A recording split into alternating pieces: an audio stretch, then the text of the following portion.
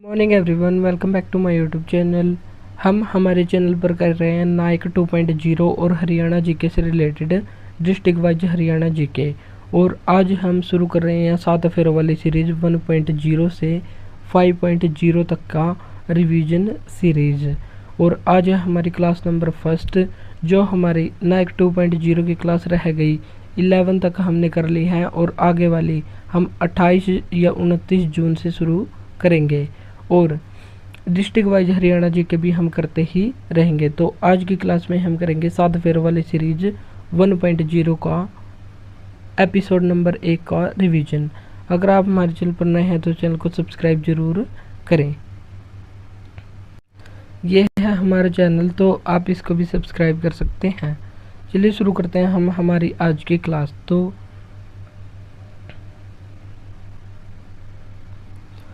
सबसे पहले सिंधु घाटी सभ्यता। सिंधु घाटी सभ्यता को हड़प्पा सभ्यता भी कहते हैं और ये सिंधु नदी और उसके सहायक नदियों के किनारे हुई थी और इसे हड़प्पा सभ्यता भी कहते हैं। क्यों?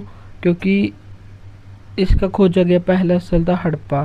तो बाद में सिंधु नदी के अलावा भी अन्य नदियों के पास इसके स्थल देखे गए, तो पहले खोजे गए स्थल के नाम पर इसको हड़प्पा के नाम से ही जाना गया, तो इसको हड़प्पा सभ्यता भी कहते हैं।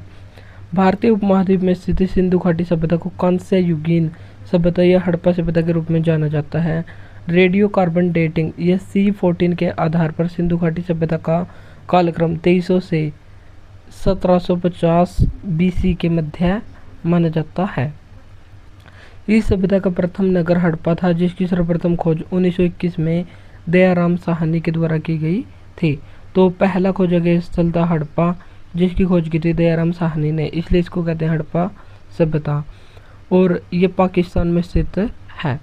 नेक्स्ट स्थल है मोहनजोदड़ो, जो पाकिस्तान में सिंध प्रांत में सिंधु नदी के किनारे स्थित है और इसका अर्थ है मृतकों का टीला या माउंट ऑफ द डेड, क्योंकि ये नगर यहाँ पर जो भी मृतक मिले हैं वो 7 परतों में मिले हैं। ऐसा कहा जाता है कि बाढ़ आई होगी और बाढ़ के अंदर जो वहाँ के रहने वाले थे वो मर गए, फिर से वहाँ पर बस गए और दोबारा से बाढ़ आई तो वो दब कर मर गए।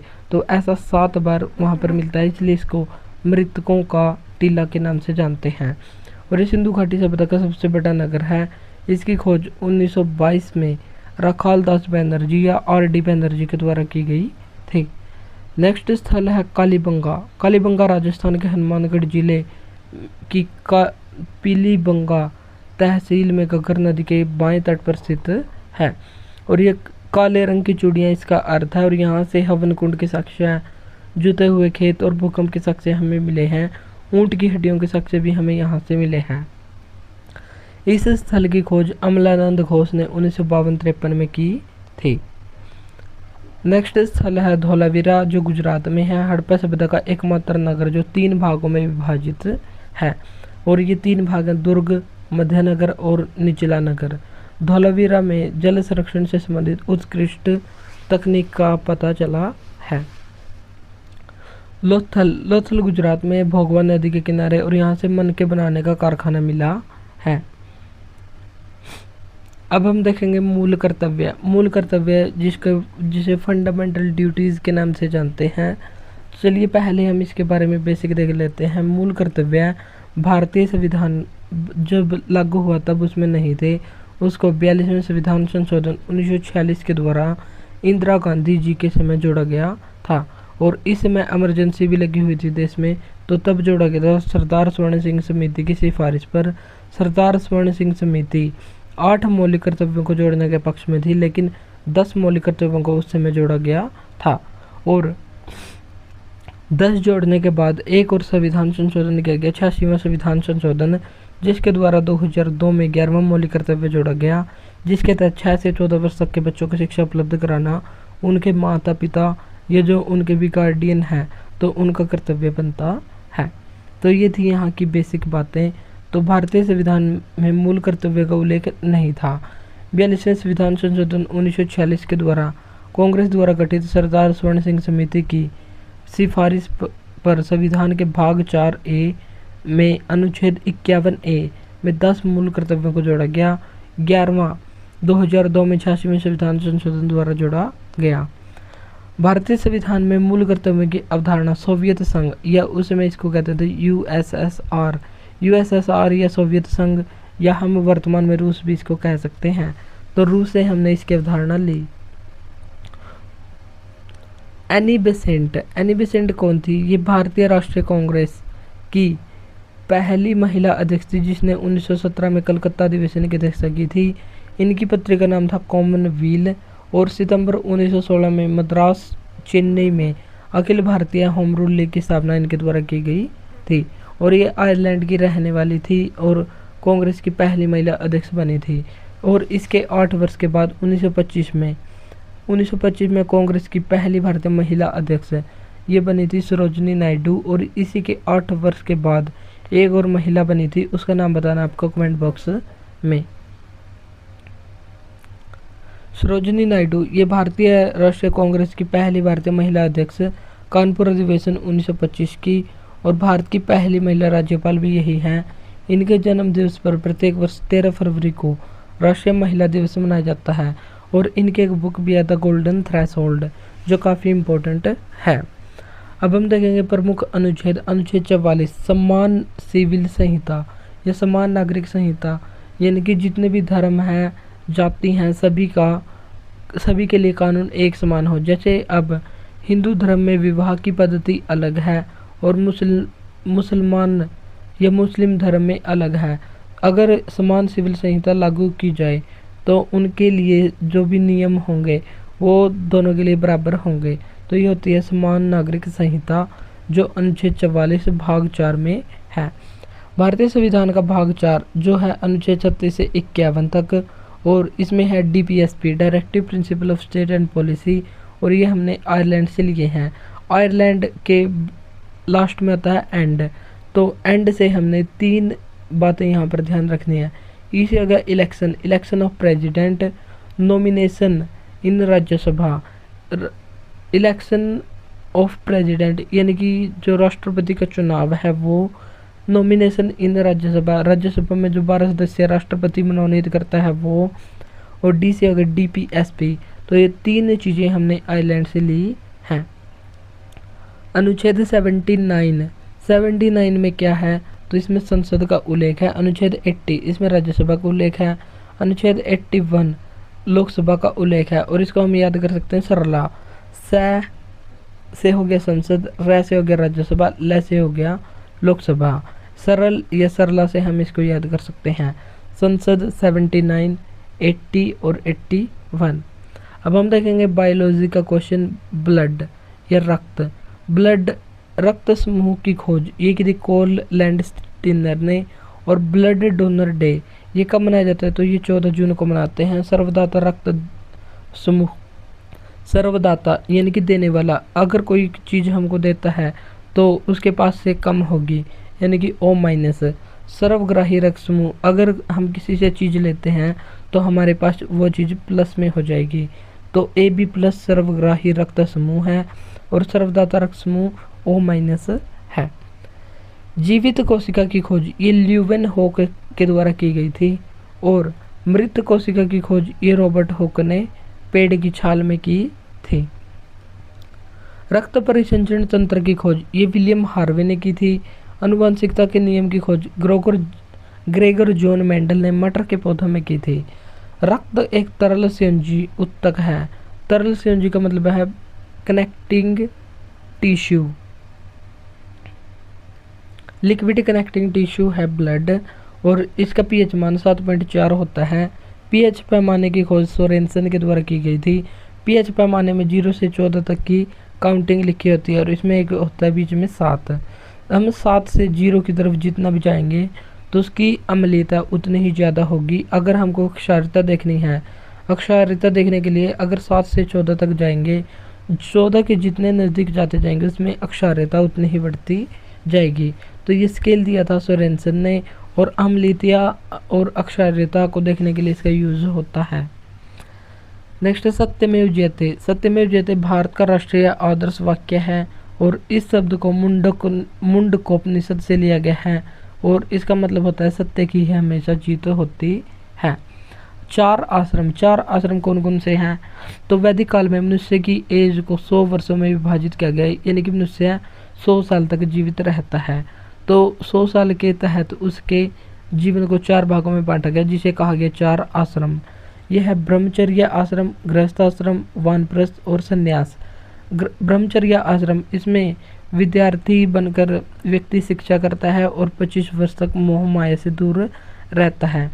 फिर 26 से लेकर 50 तक गृहस्थ आश्रम, यानी कि शादी करता है, अपने बच्चे वगैरह करता है, तो गृहस्थ आश्रम में रहता है। फिर वानप्रस्थ आश्रम, 50 वर्ष की उम्र के बाद वो वनों में ज्ञान प्राप्ति के लिए चला जाता है और 75 वर्ष की आयु में वो संन्यास ले लेता है, यानी कि जो भी संसार से संबंधित रिश्ते नाते हैं उनको तोड़कर वो जंगलों में हमेशा के लिए चला जाता है। इससे उसको मुक्ति मिल जाती है। तो वैदिक काल के तहत मानव के जीवन को 4 आश्रमों में बांटा गया है और ये है ब्रह्मचर्य, गृहस्थ, वानप्रस्थ और संन्यास। और ये जो 4 आश्रम है इनका उल्लेख जाबालोपनिषद में मिलता है। 4 वर्ण भी वैदिक काल में ही और ऋग्वेद के 10वें मंडल के पुरुषोक्त में इनका वर्णन मिलता है। और ये है ब्राह्मण, क्षत्रिय, वैश्य, शूद्र।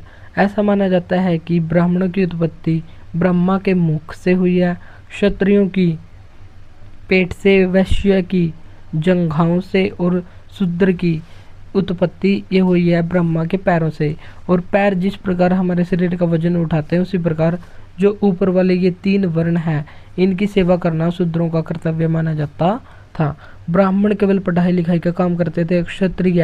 क्षत्रिय युद्ध से संबंधित और शस्त्रों से संबंधित कार्य करते थे। वैश्य केवल व्यापार करते थे। और इन 4 वर्णों का उल्लेख ऋग्वेद के 10वें मंडल के पुरुषोक्त में मिलता है। 4 धाम होते हैं। 4 धाम जैसे बद्रीनाथ उत्तराखंड में, द्वारका ये गुजरात में, पुरी उड़ीसा में और रामेश्वरम तमिलनाडु में। तो भारत की 4 धाम है बद्रीनाथ, द्वारिका, पुरी और रामेश्वरम। रामेश्वरम वह स्थान है जहाँ पर APJ अब्दुल कलाम का उनका जन्म हुआ था। प्रमुख ग्रंथियां हैं सबसे पहले अग्नाशय ग्रंथि। इस ग्रंथि की बीटा कोशिका से इंसुलिन हार्मोन निकलता है और इंसुलिन की कमी से मधुमेह रोग या डायबिटीज हो जाता है।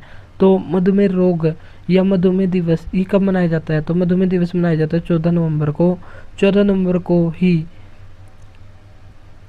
जवाहरलाल नेहरू जी की जयंती पर बाल दिवस के रूप में भी इसको सेलिब्रेट करते हैं। और अग्नाशय ग्रंथि एक मिश्रित या मिक्स्ड ग्लैंड है और इस ग्रंथि के रस को पूर्ण पाचक रस कहा जाता है। तो ये थी अग्नाशय ग्रंथि। नेक्स्ट है थायराइड ग्रंथि। यह सबसे बड़ी अंतःस्रावी ग्रंथि है। अगर पूछा जाए मानव शरीर की सबसे बड़ी ग्रंथि, तो सबसे बड़ी ग्रंथि है लीवर, जिसको साइंस की भाषा में कहते हैं हिपैट। और लीवर की स्टडी कहलाती है हिपैटोलॉजी। और मानव शरीर की अंतःस्रावी सबसे बड़ी ग्रंथि ये थायराइड, और इस ग्रंथि से थायरोक्सिन हार्मोन निकलता है और आयोडीन की कमी से इस ग्रंथि का आकार बढ़ जाता है और तासी माता रोग इसी ग्रंथि से संबंधित है। पीयूष ग्रंथि, इस ग्रंथि को मास्टर ग्लैंड भी कहते हैं और इस ग्रंथि से प्रोलैक्टिन, ऑक्सीटोसिन और वैसोप्रेसिन हार्मोन निकलता है। वृषण ग्रंथि, यह एक नर जनन ग्रंथि है और इस ग्रंथि से टेस्टोस्टेरोन हार्मोन निकलता है। नेक्स्ट है एड्रिनल ग्रंथि। एड्रिनल ग्रंथि को लड़ो या भागो हार्मोन भी कहा जाता है और यह एक अंतःस्रावी ग्रंथि है। अंतःस्रावी ग्रंथि की खोज विलियम बेलिस और अर्नेस्ट स्टार्लिंग के द्वारा की गई थी। अब है वेदों में नदियों के नाम। वेदों में नदियों के नाम और वर्तमान नाम क्या क्या हैं? जैसे झेलम, इसका वेदों में नाम था वितस्ता, चिनाब का था अस्किनी, रावी का पृश्नी, सतलुज का सतुद्री और गंडक का ये था सदानेरा। वेदों में गाय को अगन्य कहा गया है। संयुक्त राष्ट्र पर्यावरण कार्यक्रम, यूनाइटेड नेशन इन्वायरमेंट प्रोग्राम, इसकी स्थापना 5 जून 1972 को नैरोबी के केन्या में हुई थी और विश्व पर्यावरण दिवस 5 जून को मनाया जाता है। लेकिन पहली बार 1974 में इसको मनाया गया और 1972 में इसको मनाने की घोषणा की गई थी। UNEP का हेडक्वार्टर ये नैरोबी केन्या में स्थित है और सतत विकास पर ये प्रथम सम्मेलन था जिसे स्टॉकहोम सम्मेलन कहते हैं। 1972 में हुआ था स्वीडन में। अब हम देख लेते हैं कुछ महत्वपूर्ण देश और उनकी राजधानी। स्वीडन देश की राजधानी का नाम है स्टॉकहोम। डेनमार्क की राजधानी है कोपेनहेगन। तंजानिया का है दोदोमा। मोरक्को की है रबात। और यहाँ की सांस्कृतिक राजधानी ये बताना आपको कमेंट बॉक्स में। और मोरक्को से ही एक यात्री आया था जो जिसका नाम था इब्न बतूता। तो इब्न बतूता 1333 में भारत में आया था और वो मोहम्मद बिन तुगलक के समय रहा था और उसे चीन का राजदूत बनाकर मोहम्मद बिन तुगलक ने वहाँ भेज दिया था। और इब्न बतूता की एक बुक भी है जिसका नाम है रेहला। तो रेहला इसकी एक बुक भी है। जर्मनी की राजधानी का नाम है बर्लिन। अब हम देखेंगे इम्पोर्टेंट बुक्स, महत्वपूर्ण पुस्तकें। बुक में है सबसे पहले मुद्रा राक्षस, ये विशाख दत्त ने लिखी है। इंडिका मैगजीज ने। मृच्छकटिकम शूद्रक ने। कादम्बरी बाणभट्ट ने जो हर्षवर्धन के समय लिखा गया, हर्षवर्धन के समय था। और हर्षवर्धन के 3 नाटक नागानंद, रत्नावली और प्रियदर्शिका काफ़ी फेमस है। मेघदूत कालिदास की रचना है और कालिदास को भारत का शेक्सपियर के नाम से जाना जाता है। और इनकी एक और रचना है जिसका अंग्रेजी अनुवाद किया गया था जो 1784 में स्थापित की गई थी विलियम जोन्स के द्वारा, एशियाटिक सोसाइटी ऑफ बंगाल। तो उसके द्वारा जब पहली बुक का इंग्लिश ट्रांसलेशन किया गया था तो वो थी कालिदास की बुक। तो उस बुक का नाम यहाँ पर बताना आपको कमेंट बॉक्स में। महात्मा बुद्ध बौद्ध धर्म से संबंधित व्यक्ति थे। उनका जन्म 563 ईसा पूर्व में लुम्बिनी नेपाल में हुआ था। और महात्मा बुद्ध ने अपना पहला उपदेश सारनाथ में 5 ब्राह्मणों को दिया था जिसे धर्म चक्र परिवर्तन कहा जाता है, यानी कि धर्म के चक्कर को उसने घुमा दिया। ज्ञान प्राप्ति बोध गया से हुई और श्रावस्ती में सर्वाधिक उपदेश इन्होंने दिए। कुशीनगर में महापरिनिर्वाण की प्राप्ति हुई और कुशीनगर में ट्रांसजेंडर यूनिवर्सिटी भी स्थापित की गई है। नेक्स्ट है महावीर स्वामी, जैन धर्म से संबंधित है। इनका जन्म 540 ईसा पूर्व में कुंडलवन में हुआ और जैन धर्म के वास्तविक संस्थापक और 24वें तीर्थंकर माने जाते हैं।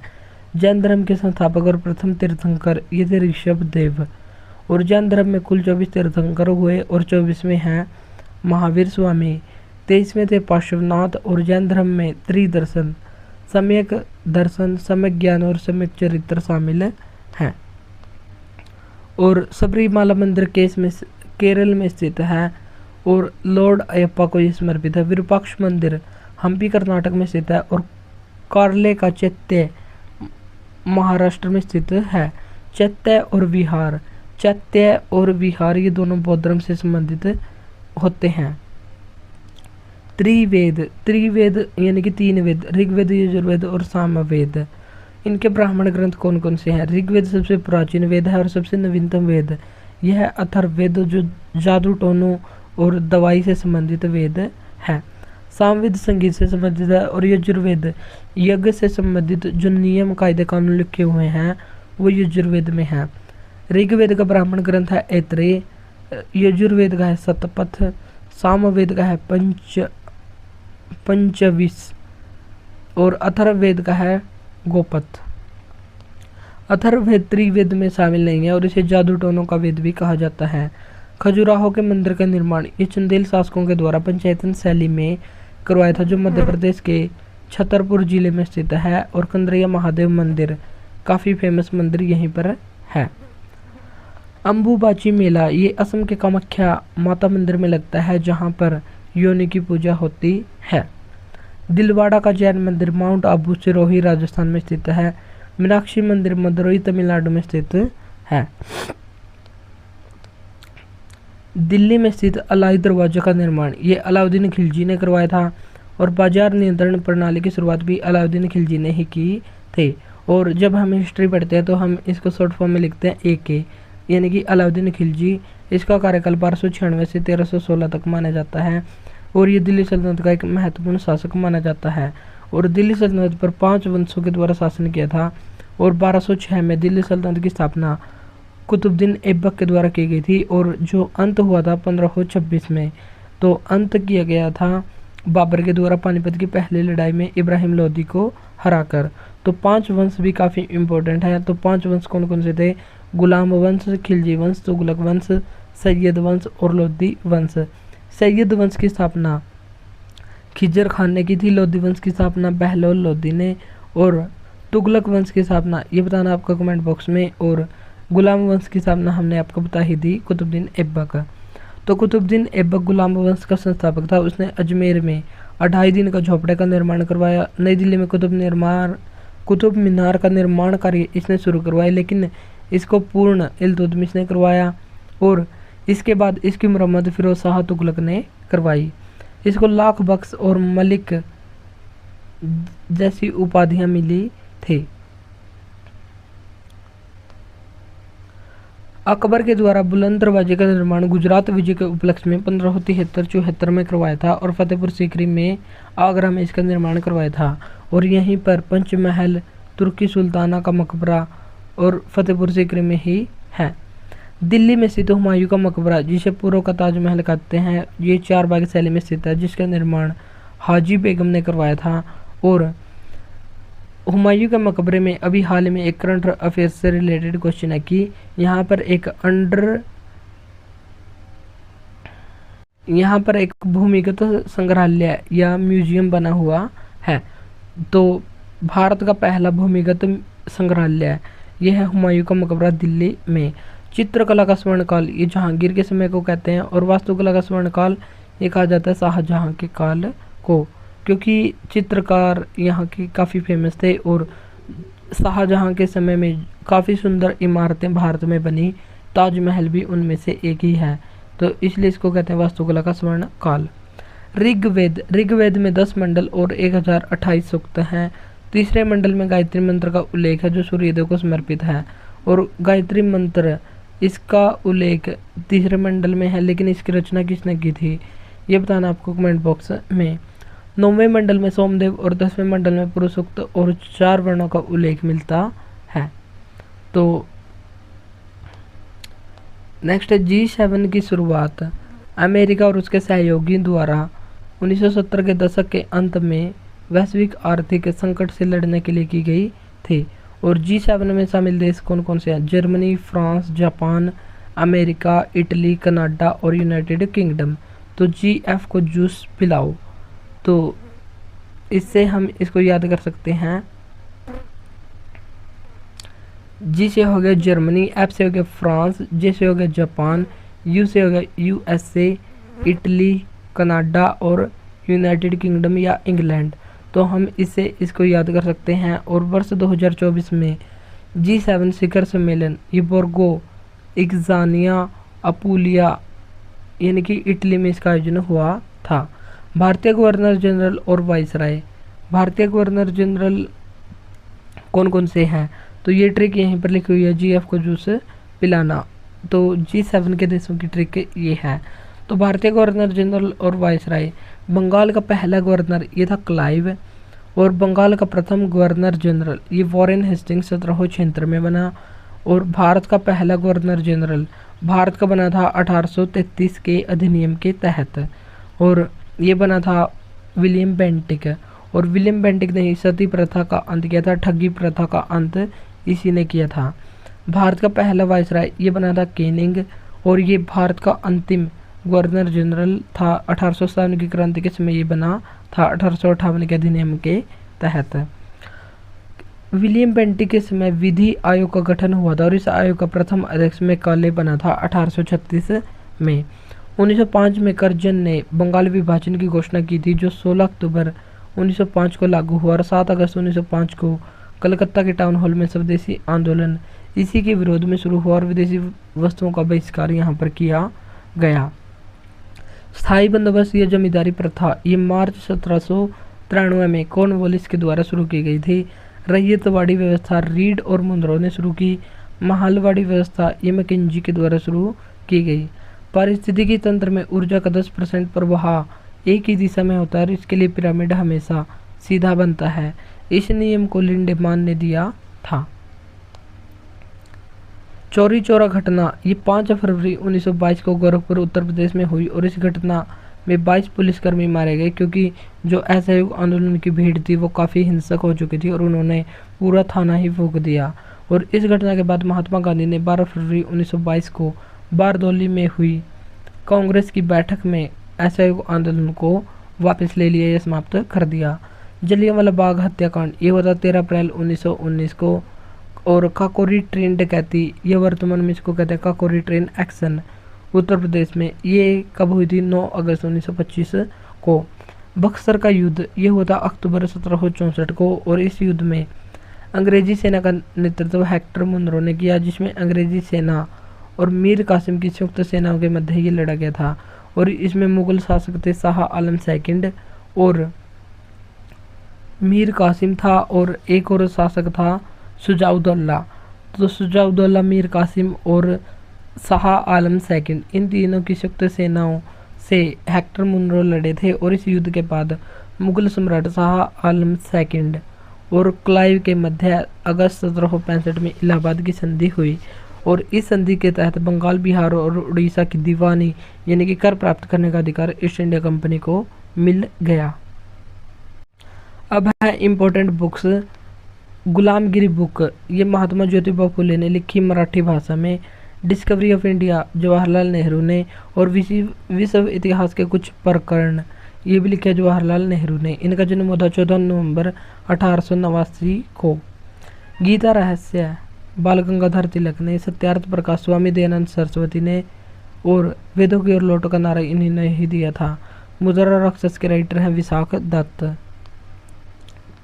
वैलेंटाइन सिरोल ने बाल गंगाधर तिलक को भारतीय अशांति का जनक कहा था। 1927 में साइमन कमीशन का गठन किया गया, जो 1928 में भारत पहुंचा। और इसी समय मोतीलाल नेहरू ने नेहरू रिपोर्ट पेश की। गांधी इरविन समझौता 5 मार्च 1931 को हुआ, जिसे दिल्ली समझौते के नाम से भी जानते हैं।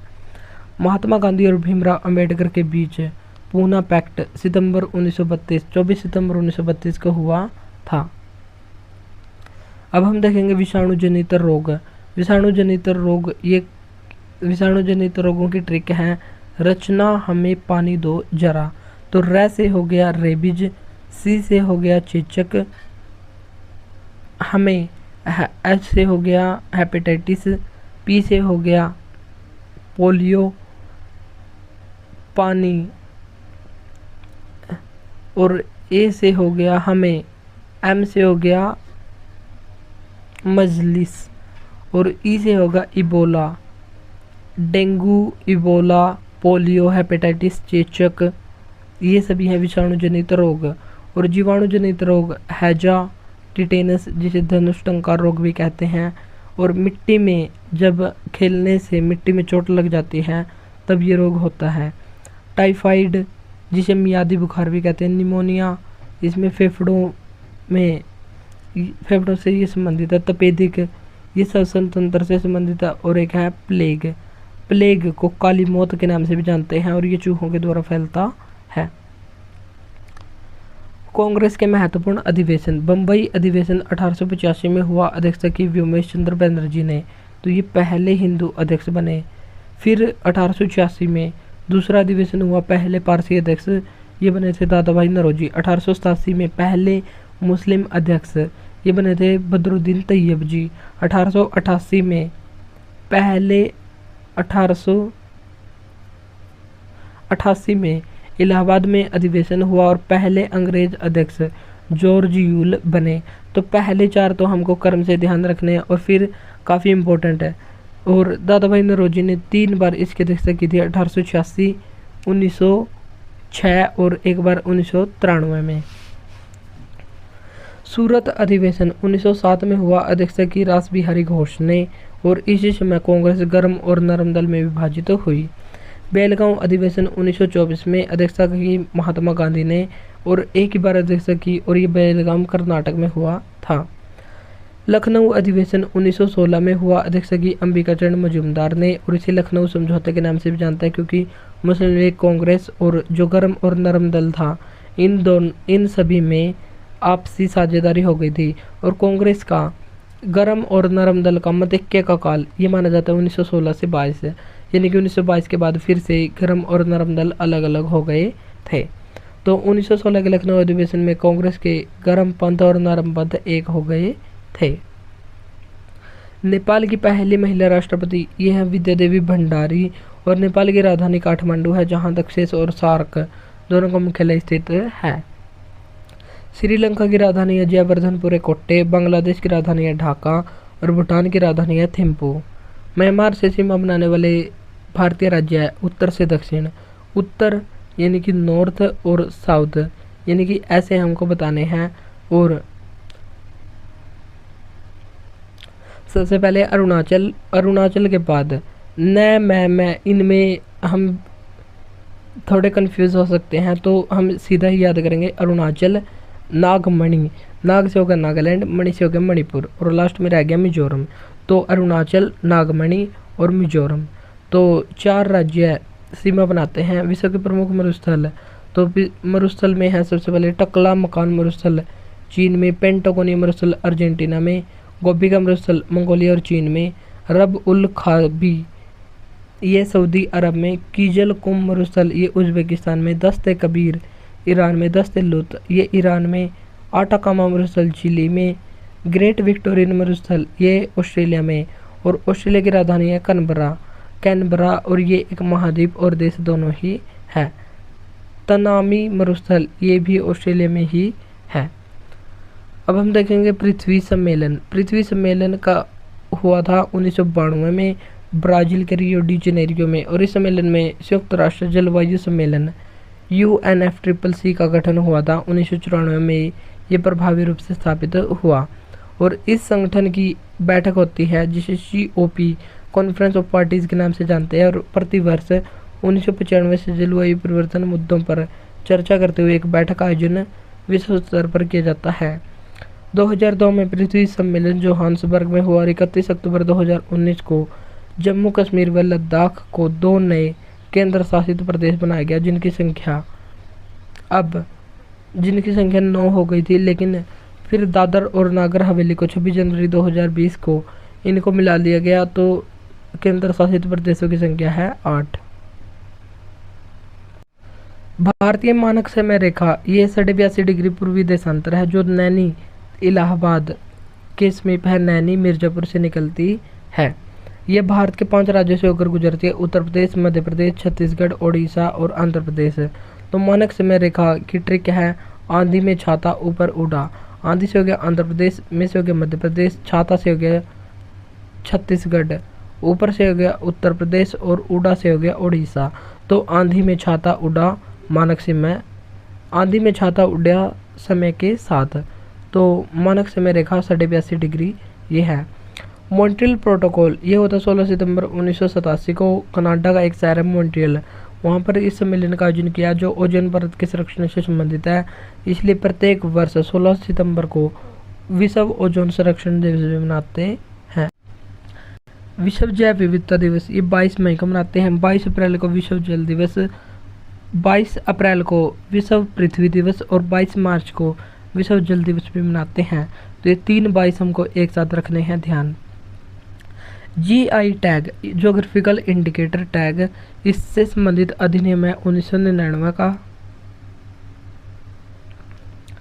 तो ये यहाँ पर गलत लिखा हुआ है, तो इससे संबंधित अधिनियम है 1999 का, और ये 10 वर्षों के लिए दिया जाता है। पहली बार GI टैग दार्जिलिंग की चाय को 2004 में दिया गया था।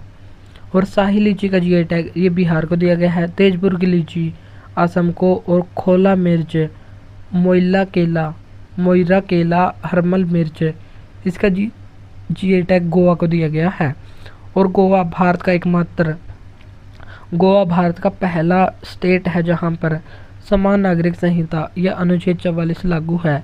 अब इसके बाद पहला स्टेट बन गया जिसने एक्ट के माध्यम से या संविधान में कानून विधेयक पास करके अनुच्छेद 44 को लागू किया है, तो वह है उत्तराखंड जिला, जहां पर 27 जनवरी 2025 से इसको लागू कर दिया गया है। इसमें तो पहले से ही था, लेकिन वहां पर कानून पास करके इसको लागू किया गया है। तो कानून लागू करके पास करके अनुच्छेद 44 को लागू करने वाला पहला स्टेट ये है उत्तराखंड जिला, उत्तराखंड राज्य।